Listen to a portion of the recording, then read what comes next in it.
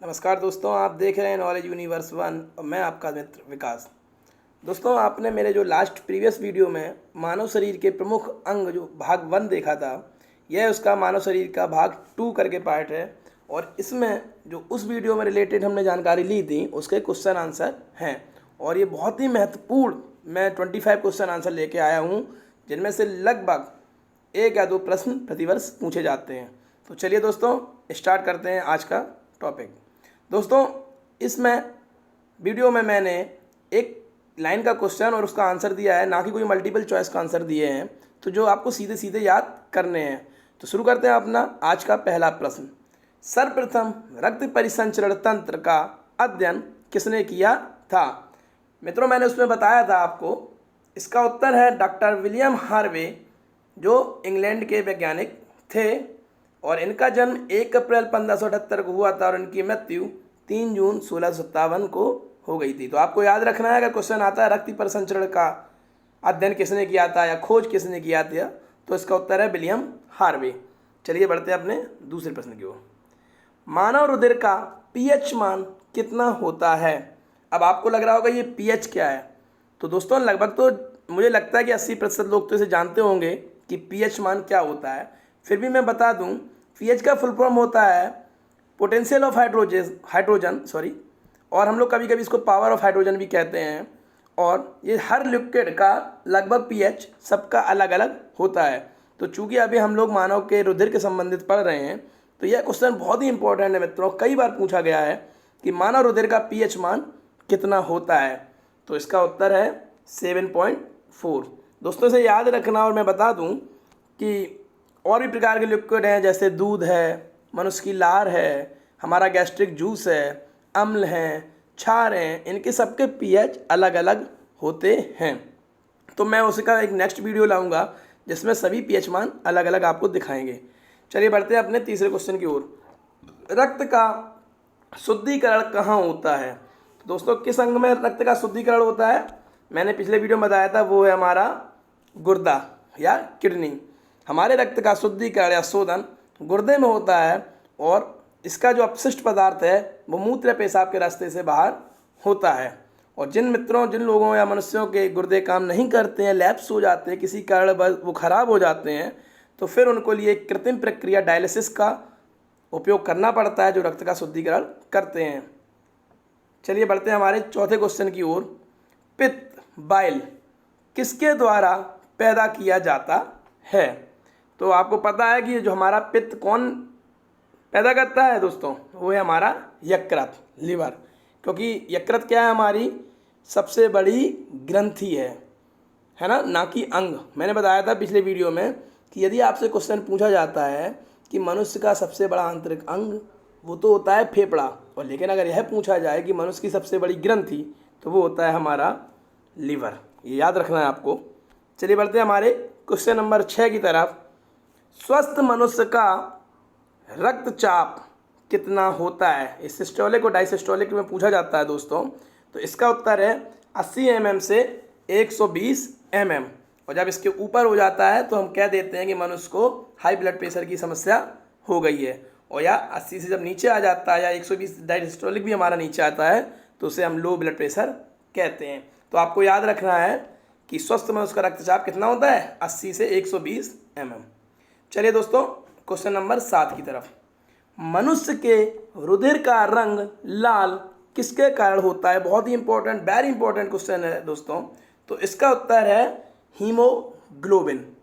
मनुष्य के रुधिर का रंग लाल किसके कारण होता है? हीमोग्लोबिन के द्वारा।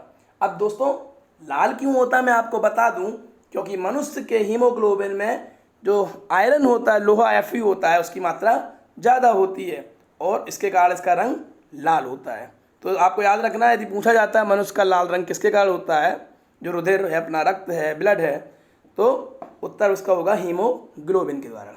चलिए बढ़ते हैं हम अपने 8वें या नेक्स्ट क्वेश्चन की ओर। मनुष्य की लाल रुधिर कणिकाओं का जीवन काल कितना होता है?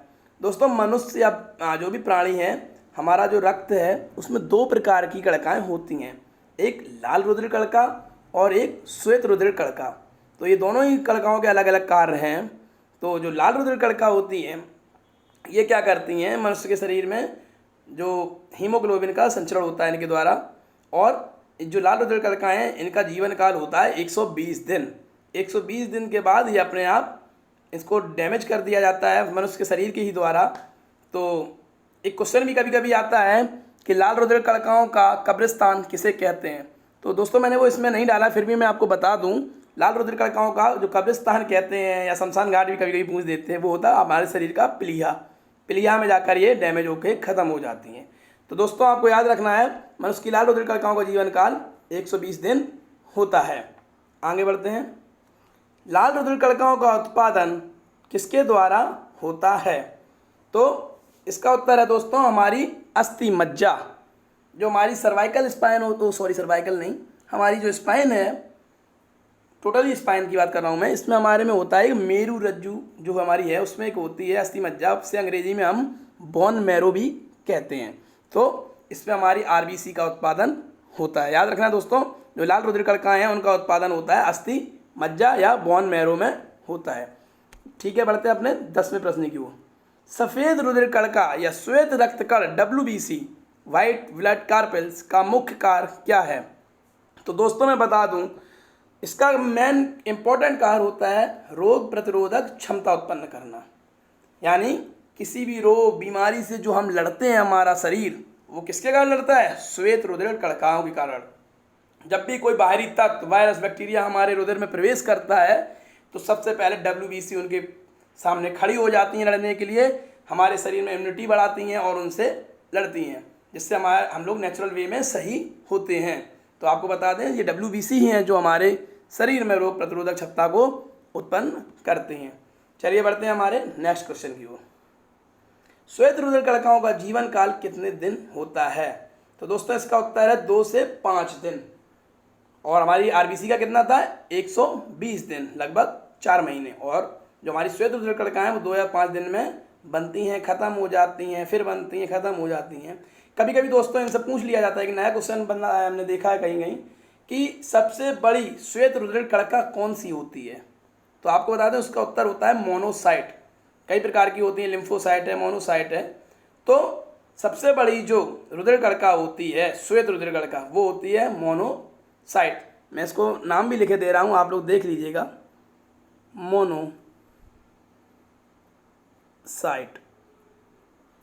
मोनोसाइट, सॉरी वो बना दें, मोनोसाइट सबसे बड़ी रुधिर कणिका श्वेत रुधिर कणिका होती है। चलिए बढ़ते हैं अपने नेक्स्ट 12 क्वेश्चन की ओर। अपोहन डायलिसिस का प्रयोग किस क्रिया को पूरा करने के लिए होता है? तो दोस्तों मैंने बताया था कि जब व्यक्ति की किडनी या गुर्दे काम नहीं करते हैं तो हम लोग एक कृत्रिम शोधन प्रक्रिया डायलिसिस का प्रयोग करते हैं। तो इसका उत्तर हो गया रक्त का शोधन या ब्लड को प्यूरिफाई करना। किसके द्वारा? कृत्रिम वे, नॉट नेचुरल वे, क्योंकि हमारी किडनी काम नहीं कर रही होती तो हमको बाहर से रक्त को शोधन करना ही पड़ेगा, अन्यथा ब्लड में यूरिया की मात्रा बढ़ती चली जाएगी और हमारा शरीर बीमारियों से ग्रसित होकर खतरा भी हमारे लिए हो जाता है। आगे बढ़ते हैं हमारे 13वें क्वेश्चन की ओर। मानव शरीर की सबसे बड़ी ग्रंथि, मैंने बताया था ना आपको, मानव शरीर की सबसे बड़ी ग्रंथि हमारा लीवर या यकृत होती है। कभी कभी दोस्तों एक क्वेश्चन और होता है, मैं बता दूं आपको, यहाँ पे घुमा के पूछ दिया जाता है कि मानव शरीर की सबसे बड़ी अंतःस्रावी ग्रंथि कौन सी होती है? समझ रहे ना? तो एंडोक्राइन, तो उसका अंतःस्रावी में वह होगी हमारी थायराइड ग्रंथि, या जिसे हम हिंदी में अवटु ग्रंथि बोलते हैं, जो हमारे गले में पाई जाती है।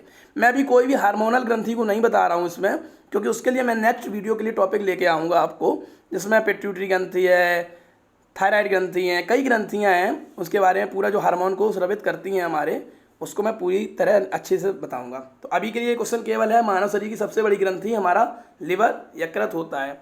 चलिए बढ़ते हैं अपने नेक्स्ट 15 क्वेश्चन की ओर। सबसे अधिक पुनरुद्भवन की क्षमता किस अंग में होती है, किसकी कोशिकाओं में होती है? मैंने बताया था कि सबसे ज़्यादा रिजनरेशन हमारा यकृत होता है। अगर हमारा खाना पीना खान पान सही रहता है, डेली रूटीन में हम आ जाते हैं अच्छे से, तो हमारे द्वारा जो डैमेज कोशिकाएं होती हैं उनमें रिजनरेशन हो जाता है। वो कौन अंग है? यकृत। और सबसे कम किस में होता है आपको पता है? वो होता है मस्तिष्क में।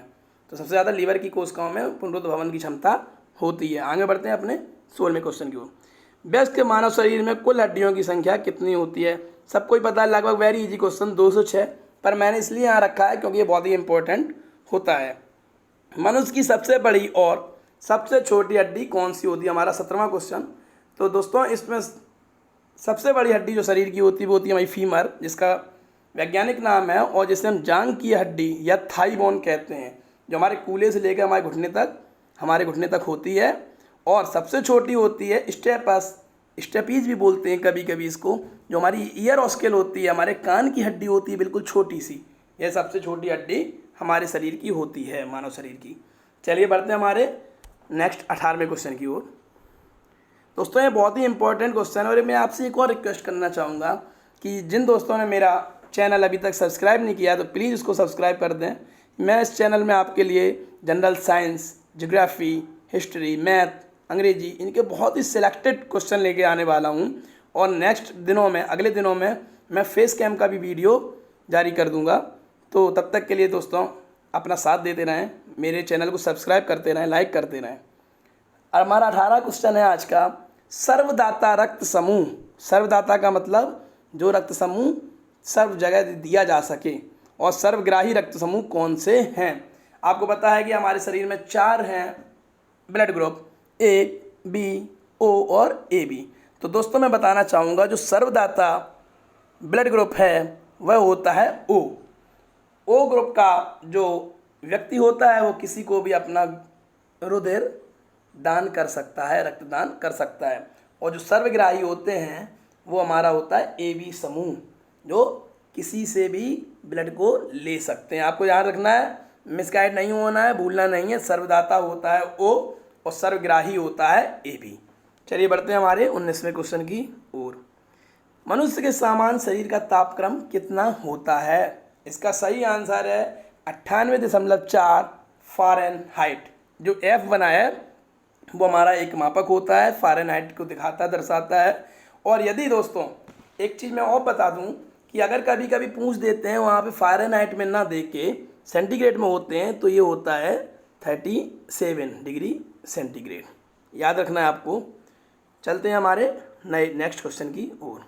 सामान्य मनुष्य के मस्तिष्क का भार कितना होता है? दोस्तों इसका सही उत्तर है 1400 ग्राम लगभग। आपको याद रखना है, मैंने अपने प्रीवियस वीडियो में बताया था, मनुष्य के हार्ट का वेट बताया है, उसमें मनुष्य के ब्रेन का वेट बताया है, मनुष्य की किडनी का वेट बताया है। ठीक है, तो आपको जाना है, उसे चेक करना है। नेक्स्ट क्वेश्चन, सबसे बड़ी धमनी कौन सी है? सीधा सीधा इसका उत्तर होता है दोस्तों एब्डोमिनल एओर्टा। आप एओर्टा भी लिख सकते हैं, इसे महाधमनी कहते हैं। और भूलना नहीं है, बहुत ही इंपॉर्टेंट क्वेश्चन है दोस्तों। 22, सबसे बड़ी सिरा कौन सी है? नेक्स्ट क्वेश्चन, तो इसका उत्तर है इंफीरियर वेना कोवा। दोस्त इसको हम सुपीरियर वेना कोवा भी कहते हैं, आप लोगों को याद रखना है। 23वां क्वेश्चन, सबसे कम पुनरुद्भवन की क्षमता किसकी होती है? मैंने जैसे लास्ट में बताया था कि सबसे कम पुनरुद्भवन की क्षमता हमारे मस्तिष्क की होती है। नेक्स्ट क्वेश्चन, मानव शरीर का सबसे बड़ा अंग कौन सा है? तो इसका उत्तर है फेफड़ा। फेफड़ा हमारे मानव शरीर का सबसे बड़ा अंग होता है, आपको याद रखना है। मैं माफ़ी चाहूँगा जो पीछे से नॉइज़ आ रही है, क्योंकि मैं आज ये घर पे रिकॉर्ड कर रहा हूँ। और हमारा लास्ट क्वेश्चन, स्वस्थ मनुष्य की हृदय की धड़कने की दर कितनी होती है? तो इसका सही उत्तर है दोस्तों 62 बार प्रति मिनट, या 1 मिनट में 72 टाइम्स स्वस्थ मनुष्य के हृदय की धड़कन होती है। तो धन्यवाद दोस्तों, ये मेरे आज के 25 बहुत ही इंपॉर्टेंट क्वेश्चन थे जो मैंने आपके सामने रखे हैं। तब तक के लिए नेक्स्ट वीडियो के लिए आपसे विदा चाहूँगा। नमस्कार, धन्यवाद।